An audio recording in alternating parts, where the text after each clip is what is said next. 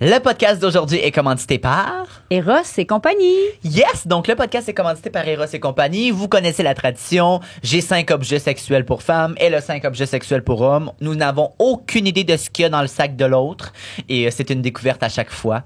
Je suis déjà rendu à mon 4e objet. Ça me fait de la peine d'être rendu à mon 4e objet. Ça me fait de la peine. Eros, on vous reveut, s'il vous plaît. Donc, je vous présente aujourd'hui mon jouet. Ben, mon jouet. Un jouet pour femmes. Reveux, hein? De quoi, pardon?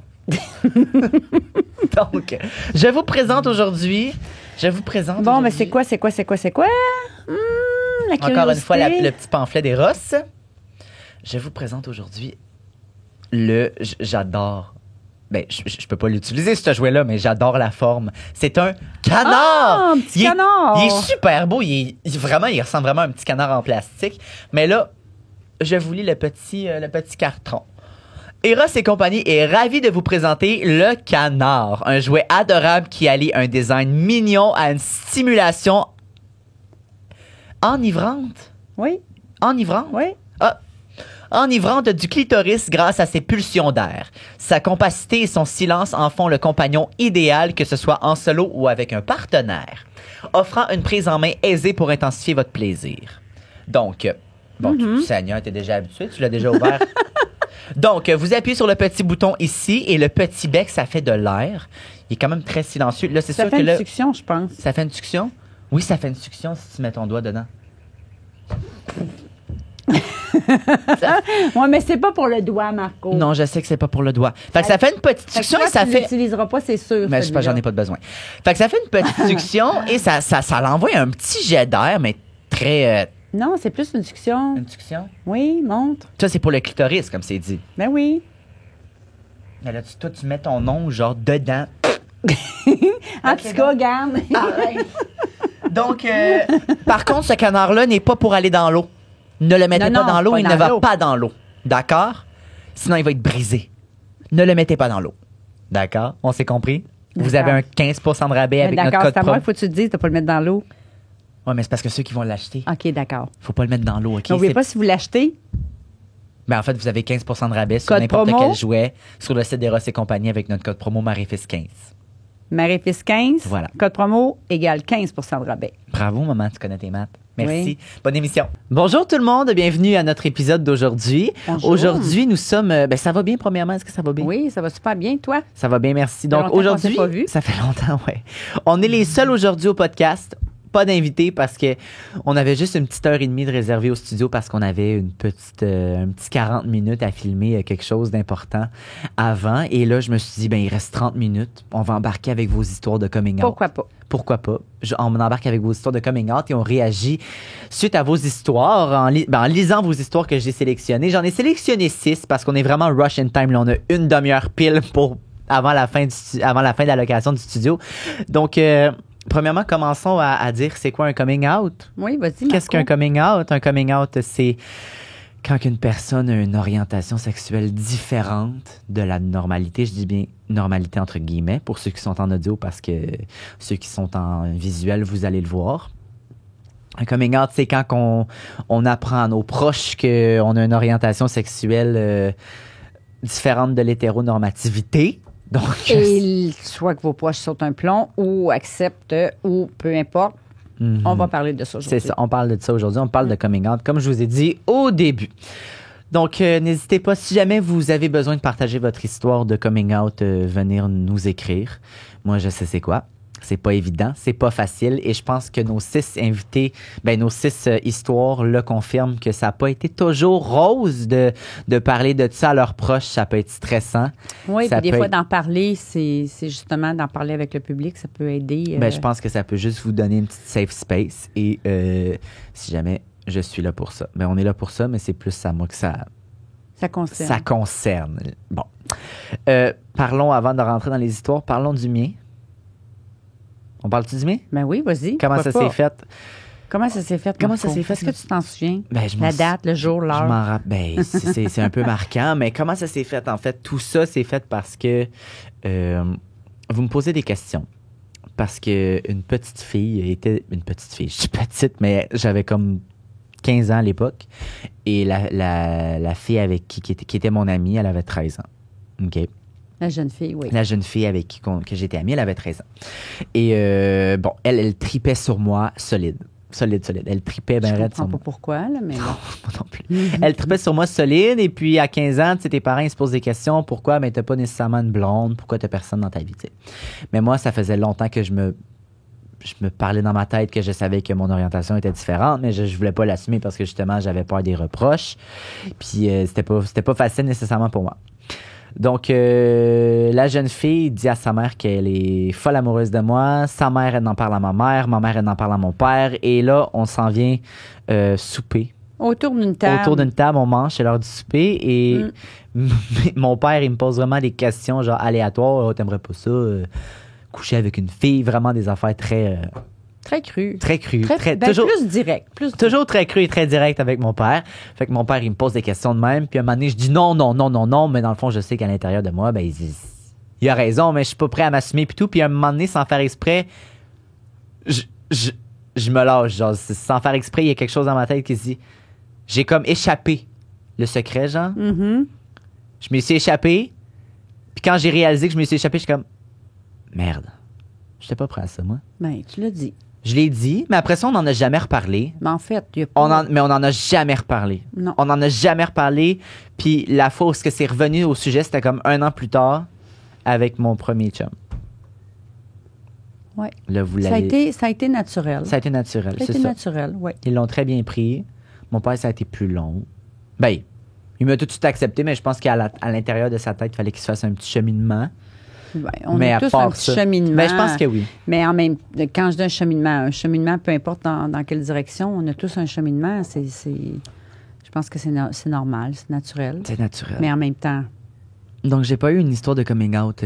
très, très achalandée. Très, très achalandée. C'est juste que je me suis juste posé 10 millions de questions dans ma chambre pendant comme 4 ans de temps.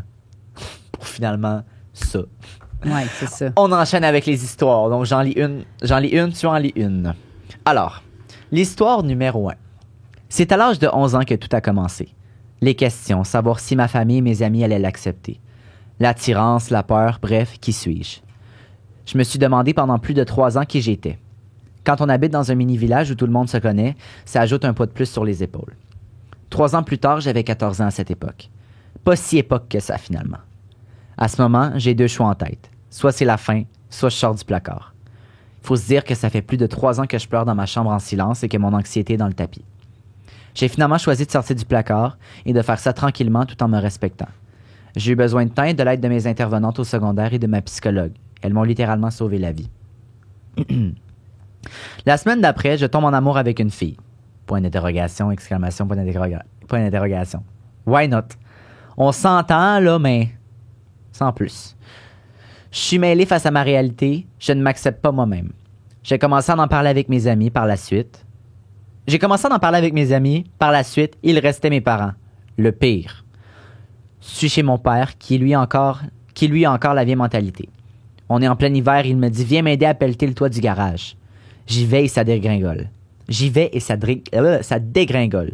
Je suis mollo dans le pelletage de toit car c'est lourd et difficile, mais surtout c'est encore plus lourd avec toutes les pensées que j'ai derrière la tête. Il me dit « Embraye, on fera pas ça toute la journée. » En bref, je commence à pleurer, je suis découragé ben raide et surtout tanné. J'explose et on se met à se chicaner. Ça brasse, mais ça ne change rien. Je suis en colère et triste. À ce moment-là, je décide de me tirer en bas du toit. Oh. Qui est quand même haut. Fait que ça veut dire que... On fait pas ça. On fait pas ça. Non, il a sauté en bas du toit. J'espère que la chute était pas si pire que ça. On espère. OK, mais c'est quand même écrit « quand même haut ».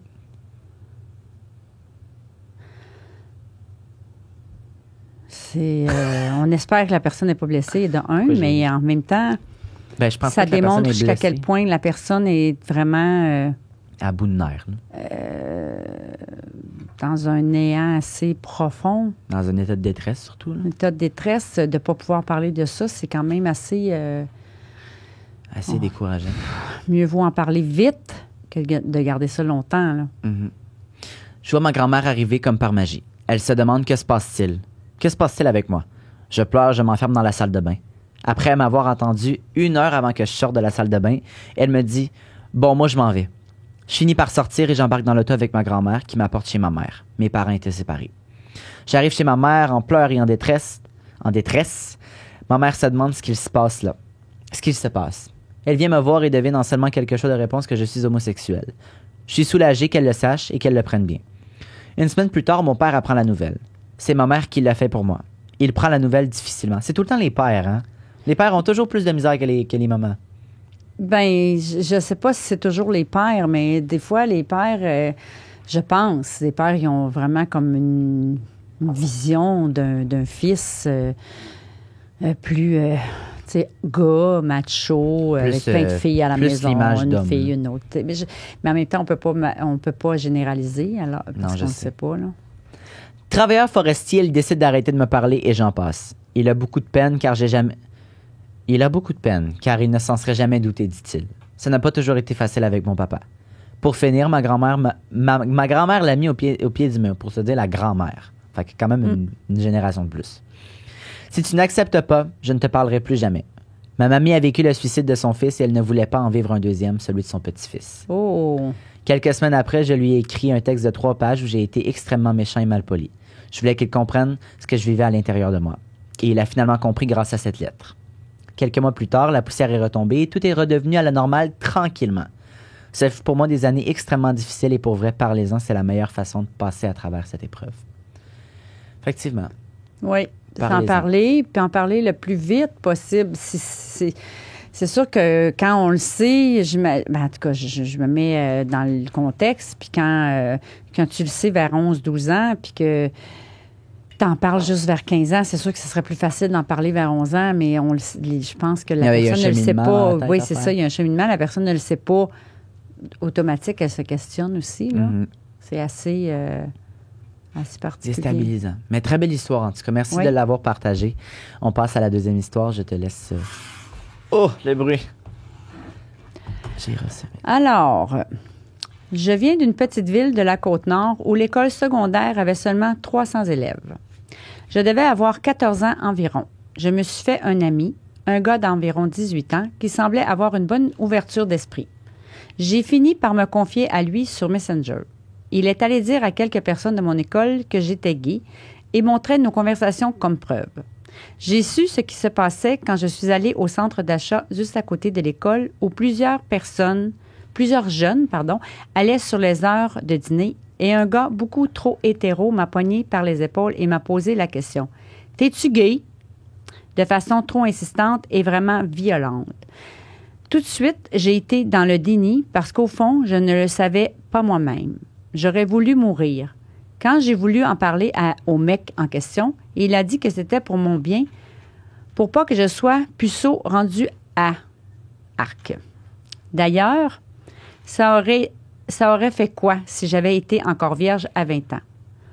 1 ou 2 journées après, j'ai fini par afficher publiquement mon homosexualité sur les réseaux alors que je ne savais toujours pas moi-même si je l'étais réellement ou non. Ça, là, vous ne faites jamais ça.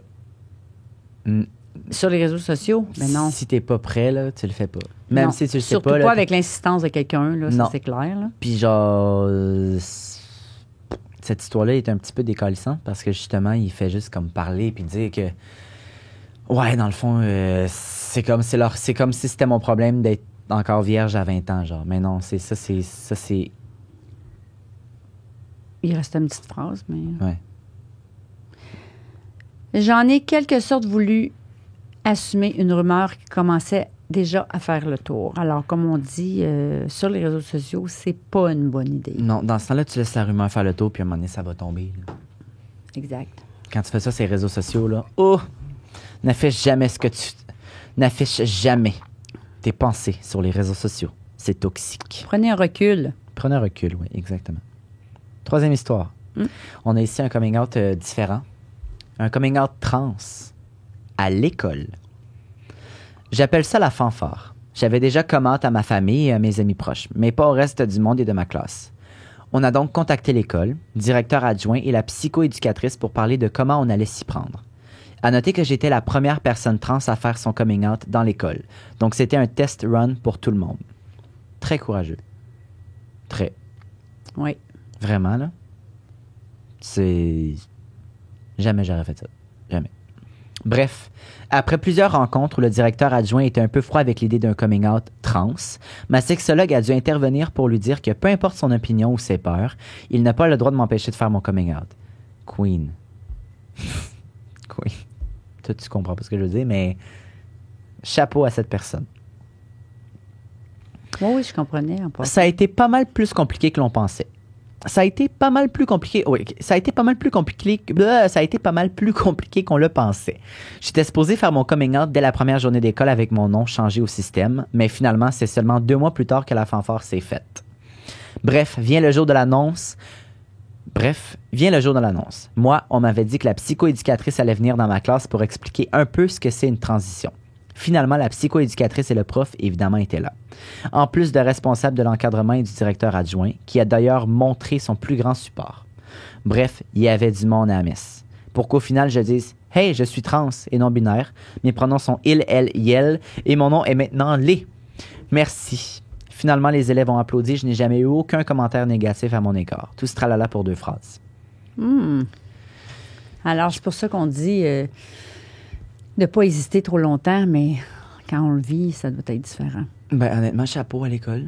Oui, vraiment. Je veux dire, bravo. Il y a des gens qui peuvent vous aider bien plus qu'on peut penser aussi. Je pense que oui. Bien souvent, tu es dans ça, puis tu penses que les gens sont que tu n'as pas d'appui, mais surtout trans, tu sais, je veux dire, c'est comme on dirait que c'est un autre level, trans. Oui. Mais chapeau à ton histoire. Bravo. Félicitations pour ton courage. 4e histoire. Alors, mon histoire de coming out. Pendant longtemps, je m'étais menti à moi-même. Je me disais que c'était impossible que je puisse aimer les filles malgré mes préférences aberrantes. Quand j'étais plus jeune, je m'imaginais dire à mes amies, filles, que j'étais lesbienne et qu'elles me rejetteraient à cause de ça. Ça m'a rendue inconfortable très longtemps jusqu'au jour où j'en ai vraiment pris conscience. Alors un matin, je me suis levée de bonne humeur, je m'étais particulièrement bien maquillée et en descendant les escaliers, mon père m'a dit « Oh, tu ne te mettrais pas cute pour un Justin ou un Alexis ou un Mathis par hasard? » Et là, j'ai répondu « Et pourquoi pas une Sabrina ou une Catherine ou une Amélie? Wow! » Là, j'ai quitté pour l'école et le soir même, on a eu une petite discussion concernant ce que je lui avais dit. C'est là que je lui ai avoué être bisexuelle et de l'avoir su pendant longtemps. Finalement, ça m'a fait un bien fou de le révéler. Ça, c'est une belle histoire. C'est bien ça aussi. C'est une belle petite histoire, courte, simple. Belle histoire. Bravo aussi. 5e histoire. C'est vraiment des petites histoires courtes, là. Honnêtement, on a quasiment fini. Mais le temps file, le temps achève. C'est vraiment un petit court podcast. Ça va être vraiment un petit court podcast, là. 5e histoire. J'avais clairement la chienne d'annoncer que j'étais bisexuel. Quand j'ai annoncé que j'étais bisexuel, mes parents l'ont vraiment bien... Ah! OK. Merde, j'ai comme lu une autre histoire en même temps. Je recommence. J'avais clairement la chienne d'annoncer que j'étais bisexuel. Quand j'ai annoncé que j'étais bisexuel, mes parents l'ont vraiment bien pris. Même que ma mère m'a dit « Je le savais, puis je suis fière de toi que tu me le dises. » Par contre, quand je l'ai annoncé à mon oncle, il m'a dit que c'était une mode et que j'allais un jour le comprendre. Il m'a tellement donné une insécurité qu'à ce jour, je suis bisexuel, mais je ne peux pas sortir avec une femme car encore aujourd'hui, la société a trop de pression sur moi. Donc je sors qu'avec des hommes, mais je couche avec des femmes. Je suis en couple avec un homme et je l'adore, mais je me suis privé d'une femme 1 an avant lui, car j'avais trop de pression intérieure. Elle a des enfants avec un homme aujourd'hui. Et Seigneur, la pression du monde. Moi, je dirais, mon Dieu, vis ta vie parce que personne ne va la vivre pour toi. Hein? Surtout, oui, exact. Puis c'est sûr que les gens qui ont des préjugés là-dessus, c'est... Après, on ne connaît pas ton histoire avec ton oncle. Non, puis pourquoi l'oncle, une si grande... Peut-être parce que justement, la relation avec elle puis lui, est plus proche qu'un oncle puis une nièce, mettons, normalement. Oui. J'espère que tu vas pouvoir annoncer ça à ton oncle et qu'il le prenne et qu'il comprenne que ce n'est pas une mode. Qu'il change sa vieille mentalité, cet oncle. Exact. Dernière histoire? Oui, vas-y. Je te laisse ce privilège. Alors, tout a commencé il y a 5 ans. J'ai fait mon coming out à mes grands-mères. J'ai tout écrit sur une feuille parce que je ne savais pas comment le dire. Tout s'est super bien passé. À l'époque, j'avais 13-14 ans. Quand je l'ai dit à mes parents, je l'ai dit à mon père et à ma mère. Ils ont super mal réagi. Ils m'ont insulté et m'ont littéralement mise à la porte. Depuis 5 ans, je vis chez mes grands-parents et depuis ce temps, ils ne m'ont jamais réadressé la parole. Quand je l'ai dite à mes amis, il y en a une qui l'a dit à toute l'école. Tout ça pour me dire après qu'elle ne voulait pas être amie avec une lesbienne. Grandeur d'esprit. De là, je reçois des messages homophobes, mais je les ai ignorés. Je me suis aussi fait harceler à l'école. Bref, c'est une histoire basique et plate, mais je tenais à me confier. Moi, je pense pas que c'est une histoire basique et plate. Ça, merci de t'être confié à nous. De recevoir encore des messages homophobes. Que ses parents l'ont crissé dehors. Moi, je comprends pas, là. Non. Quand c'est ton enfant, tu peux pas comprendre. Quand moi-même, j'ai des enfants, je peux pas comprendre que je mettrais mon enfant dehors pour ça, mais sans jugement, mais en même temps, penser à votre enfant, tu sais, c'est comme... T'es un peu déstabilisant. Bonne chance. Bonne chance. Une chance que tu as tes grands-parents. Une chance, oui. On a toujours quelqu'un, c'est sûr, à quelque part. Il y a toujours un ange gardien autour. Oui. C'est tout pour cette émission. Merci de l'avoir écouté. Merci. Et on vous dit à bientôt pour un prochain épisode. Oui, on s'en va se coucher. sûr. Nous, on est fatigués, là. Fatigués au bout. Moi, je vais me coucher. Bye. Bye. N'oubliez pas que le podcast d'aujourd'hui est commandité par Eros et compagnie et que vous avez 15% de rabais sur leur site grâce à notre code promo Mère et Fils 15. Amusez-vous bien. Amusez-vous bien, la gang. Au revoir. Bye.